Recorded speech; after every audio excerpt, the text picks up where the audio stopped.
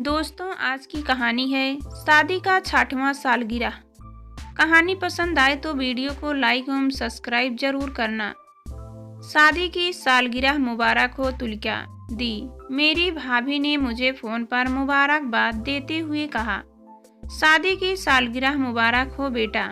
दामाद जी कहाँ हैं? पापा ने भी फोन पर मुबारकबाद देते हुए पूछा। पापा वे ऑफिस गए हैं। ठीक है बेटा, मैं उनसे बाद में बात कर लूँगा। मेरी छोटी बहन कनिका और उसके पति परेश सब ने मुझे बधाई दी, पर मेरे पति रवि ने मुझसे ठीक से बात भी नहीं की। आज हमारी शादी की सालगिरह है और रवि को कोई उत्साह ही नहीं है। माना कि उन्हें ऑफिस में बहुत काम होता है और सुबह जल्दी निकलना पड़ता है, पर शादी की सालगिरह कौन सी रोज रोज आती है। रवि कहकर गए थे, तुलिका आज मैं जल्दी आ जाऊंगा, हम बाहर ही खाना खाएंगे। सुबह से शाम हो गई और शाम से रात, रवि अभी तक नहीं आए। हो सकता है मेरे लिए कोई उपहार खरीद रहे हों, इसलिए देरी हो रही है। मन ही मन मैं सोच रही थी, माँ भूख लगी है। मेरी 5 साल की बेटी निया कहने लगी वह सो ना जाए, उससे पहले ही मैंने उसे कुछ बनाकर खिला दिया। तभी दरवाजे की घंटी बजी। वे आते ही बोले, बहुत थक गया हूँ तुलिका, माफ करना लेट हो गया। अचानक मीटिंग हो गई। शादी की सालगिरह मुबारक हो मेरी जान। यह तुम्हारा उपहार, फूलों से नाजुक बीबी के लिए गुलदस्ता।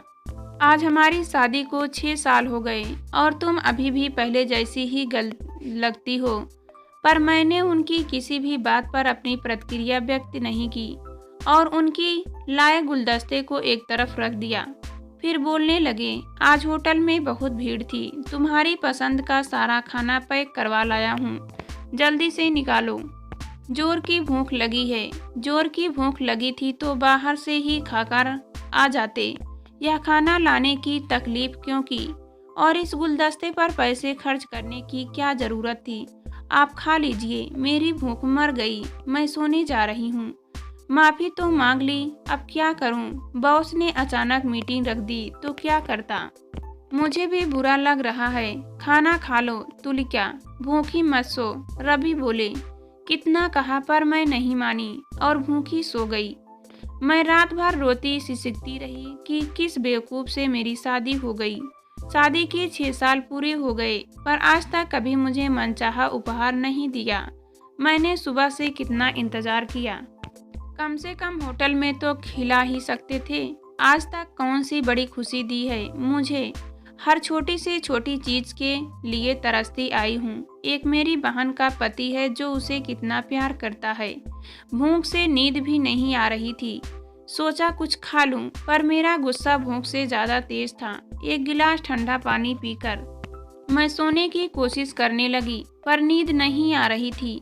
क्या अभी रवि को महसूस नहीं होता कि मैं क्या चाहती हूँ? फिर पता नहीं कब मुझे नींद आ गई। गुड मॉर्निंग मेरी जान कहकर रवि ने मुझे पीछे से पकड़ लिया, जैसा हमेशा करते थे। आज रवि की पकड़ से मुझे ऐसा प्रतीत हो रहा था जैसे मेरे बदन पर बिच्छू रेंग रहा हो। मैंने उन्हें धक्का देते हुए कहा, झूठे प्यार का दिखावा करना बंद कीजिए। इतने भी सीधे और सरल नहीं हैं आप जितना दिखाने की कोशिश करते हैं। अब जैसा भी हो तुम्हारा ही हूँ। हाँ, मुझे पता है कल मैंने तुम्हारे साथ बहुत यादती की, पर मैं क्या करूं? तुनिका, नौकरी भी तो जरूरी है। अचानक मीटिंग रख दी बॉस ने।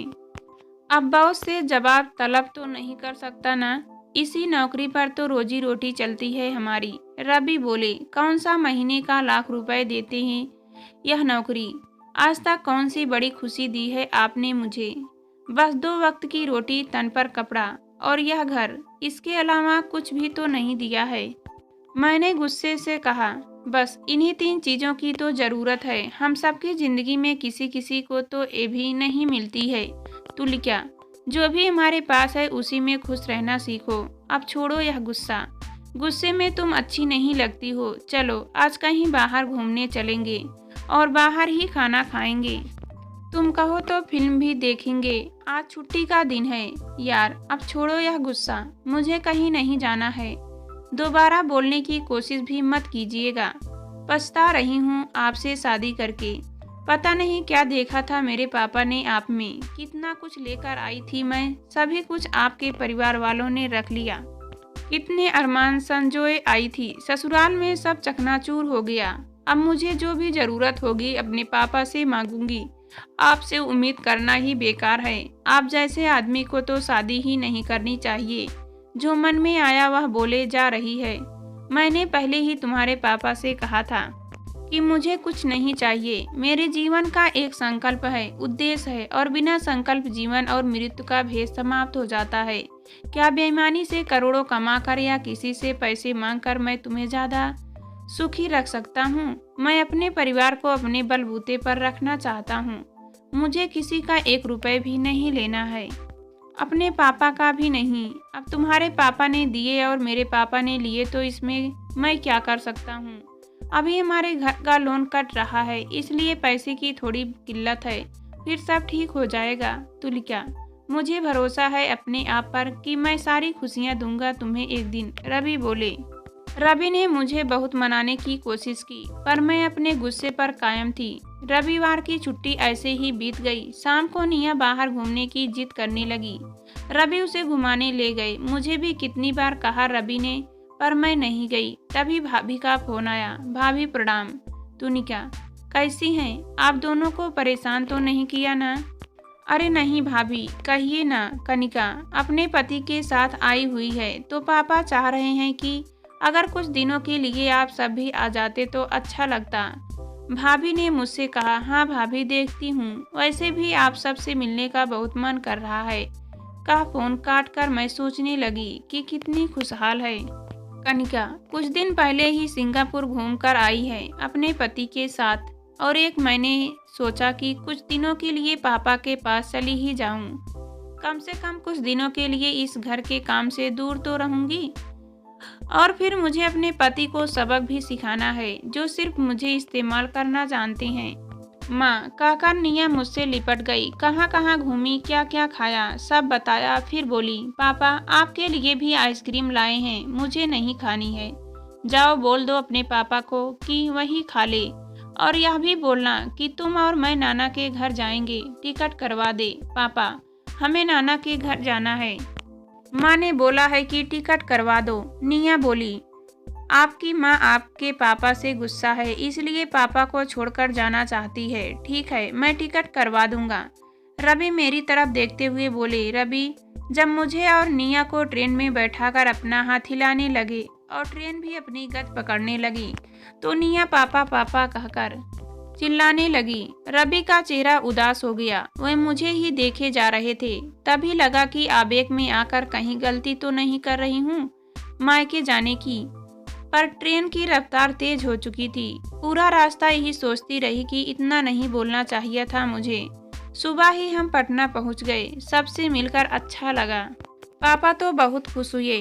सब रवि के बारे में पूछने लगे, तो मैंने कह दिया कि उन्हें काम था इसलिए नहीं आ पाए। यहाँ आए 4-5 दिन हो गए। रवि रोज सुबह शाम फोन करते।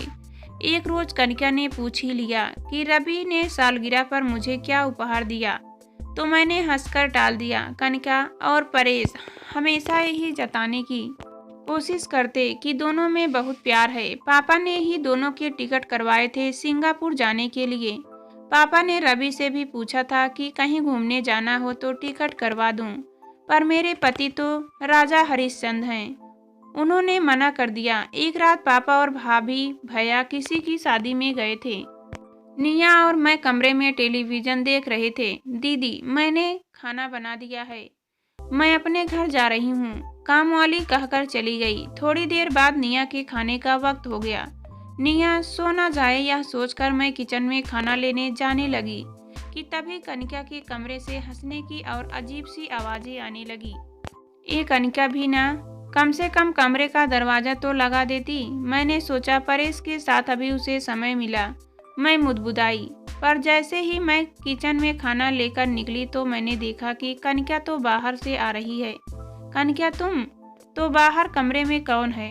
तुम कहीं बाहर गई थी? मैंने आश्चर्य से पूछा।